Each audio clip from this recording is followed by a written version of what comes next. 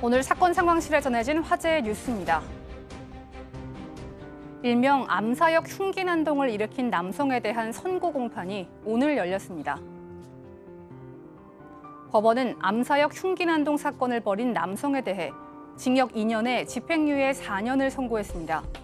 남성은 지난 1월 서울 암사역 인근에서 친구에게 흉기를 휘둘러 보복상해 등의 혐의로 기소됐는데요. 최종 변론에서 남성은 가족의 얼굴을 다시 볼 자신이 없을 만큼 부끄럽다며 선처를 호소했습니다. 재판부는 남성에 대해 죄가 가벼워서 석방하는 것이 아니라고 밝혔는데요. 다만 남성이 법정에서 반성하는 모습을 보이고 피해자도 처벌을 원치 않는 점을 참작했다고 전했습니다. 시가 수백억 원대의 의약품을 밀수 판매한 조직이 검거됐습니다. 경찰이 서울 남대문 시장의 한 잡화점을 압수수색합니다. 또 다른 서울의 한 가정집에선 경찰이 박스를 열고 봉투를 뜯자 파란 알약들이 쏟아져 나오는데요. 알고 보니 이 모든 약들은 모두 가짜인 성 관련 의약품이었습니다. 이들이 4년여 동안 밀반입한 가짜 의약품은 212만 정, 시가로 318억 원어치. 조사 결과 현재 생산되지 않는 고농도의 성분으로 정품 의약품과 다른 성분인 모방품으로 확인되는데요. 경찰은 4명 모두를 검거하고 환수에 나설 방침입니다. 방화치사로 기소된 20대 여성에 대한 대법원의 판결이 나왔습니다.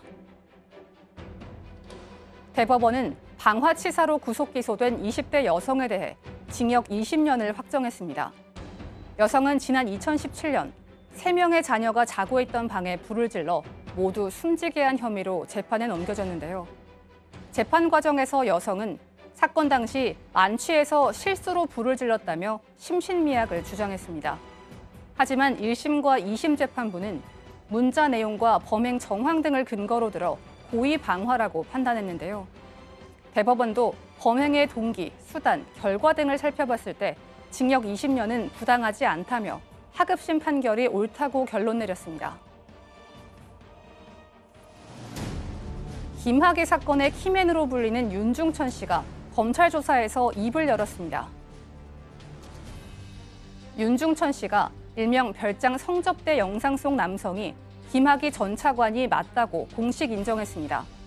지난 2013년 수사 당시 영상 속 남성이 김 전 차관과 닮아 보인다고 진술한 적은 있지만 공식적으로 인정한 것은 처음인데요. 또한 해당 영상을 촬영한 사람은 윤 씨 본인이라 말한 것으로 알려졌습니다. 윤중천 씨의 이번 진술로 김학의 사건 수사가 새로운 국면을 맞을 전망입니다. 지금까지 사건 상황실이었습니다. 네, 드디어 이 윤중천이 검찰 조사에서 입을 열었다. 네, 예. 이 이유가 뭘까요?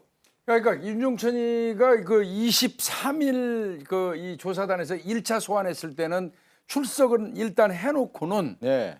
변호사가 동행 안 했다. 변호사 동행이 안 됐다 그러면서 진술을 거부하고 막 버티다가 한 2시간 만에 그냥 뭐 적당히 하고 가버렸어요.